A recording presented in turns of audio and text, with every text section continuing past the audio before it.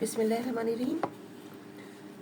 السلام علیکم۔ آپ کو پتہ ہے کہ 23واں سپارہ ہے۔ آج سے ہم سورہ صاد جو ہے وہ شروع کریں گے، اس کو کنٹینیو کریں گے۔ بسم اللہ الرحمن الرحیم۔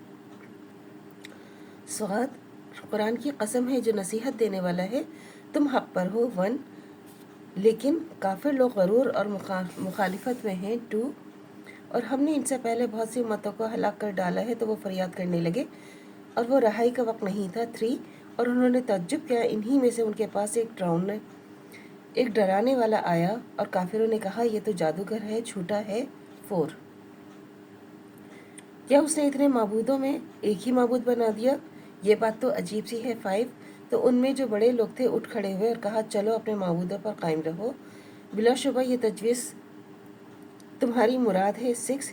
یہ بات پچھلے مذہب میں ہم نے سنی ہی نہیں، یہ تو ایک بالکل بنائی ہوئی بات ہے 7۔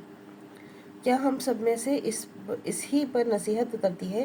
بلکہ یہ لوگ میری نصیحت کی کتاب میں شک کرتے ہیں، بلکہ انہوں نے میرے عذاب کا مزہ ابھی چکھا ہی نہیں 8۔ کیا ان کے پاس تمہارے رب کی رحمت کے خزانے ہیں جو زبردست دینے والا ہے 9۔ یا آسمانوں اور زمین میں اور کچھ ان دونوں میں ہے جو ان سب پر انہی کی حکومت ہے، تو چاہیے کہ رسیاں لے کر آسمانوں پر چڑھ جائیں 10۔ یہاں شکست کھائے ہوئے لوگوں میں سے کسی گروہ کا لشکر ہے 11۔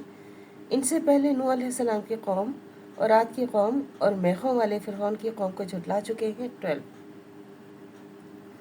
اور سمود اور قوم لوط اور بن کے رہنے والے نے وہ یہی گروہ ہیں 13۔ ان سب نے پیغمبروں کو جھٹلایا تھا تو میرا عذاب واقع ہو گیا 14۔ اور یہ لوگ ایک تو زور کی آواز کا انتظار کرتے ہیں جس میں شروع ہوتے ہی ہوئے پیچھے کوئی وقفہ نہیں 15۔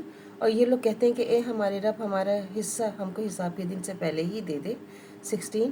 اے نبی یہ کہتے ہیں آپ اس پر صبر کریں اور یاد کیجئے ہمارے بندے داؤد کو جو صاحب قوت تھے، بلا شبہ وہ بہت رجوع ہونے والے تھے 17۔ ہم نے پہاڑوں کو حکم کیا تھا کہ صبح شام ان کے ساتھ اللہ کی پاکی بیان کیا کریں 18۔ اور پرندوں کو بھی جو جمع رہتے تھے ان سب ان کی وجہ سے ذکر میں مشغول رہتے تھے 19۔ اور ہم نے ان کی بادشاہت کو مضبوط کیا تھا اور ان کو ہم نے دانائی بخشی تھی اور فیصلہ کرنے والا خطاب عطا فرمایا تھا 20۔ کیا آپ کے پاس ان کے جھگڑنے کی خبر آئی جب وہ دیوار پھاند کر آئے عباد خانے کی طرف 21۔ جب وہ داؤد کے پاس اندر داخل ہوئے تو وہ ان سے گھبرا گئے، انہوں نے کہا کہ آپ ڈریے نہیں، آپ دونوں کا ایک مقدمہ ہے اور ہم میں سے ایک نے دوسرے پر زیادتی کی ہے، تو ہم میں انصاف سے فیصلہ کر دیجئے اور آپ بے انصافی نہ کیجیے گا اور ہم کو سیدھی راہ دکھا دیجئے 22۔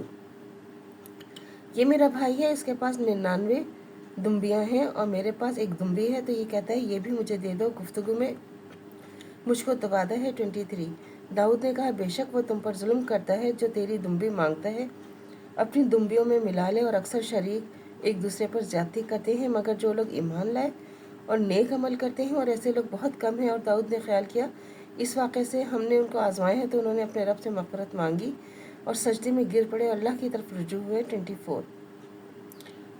تو ہم نے ان کو معاف کر دیا، بلا شبہ ان کے لیے ہمارے پاس قرب اور اچھا انجام ہے 25۔ اے داؤد، ہم نے تم کو زمین میں خلیفہ بنایا ہے، تو لوگوں کے درمیان انصاف کے ساتھ فیصلہ کیا کرو اور خواہشوں کی پیروی نہ کیا کرو کہ وہ تم کو اللہ کی راہ سے گمراہ کر دے گی۔ جو لوگ اللہ کے راستے سے گمراہ ہو جاتے ہیں ان کے لیے سخت عذاب ہے، اس لیے کہ انہوں نے حساب کے دن کو بھلا دیا ہے 26۔ تو اللہ سے دعا کرنی چاہیے جو ہمارے ایمان ہی مرتے دم تک قائم و دائم رکھے، خاتمہ بالخیر ایمان پر ہو۔ اجازت دیجیے، اللہ حافظ۔ میرے چینل کو لائک کیجیے، شیئر کیجیے، سبسکرائب کیجیے، شکریہ۔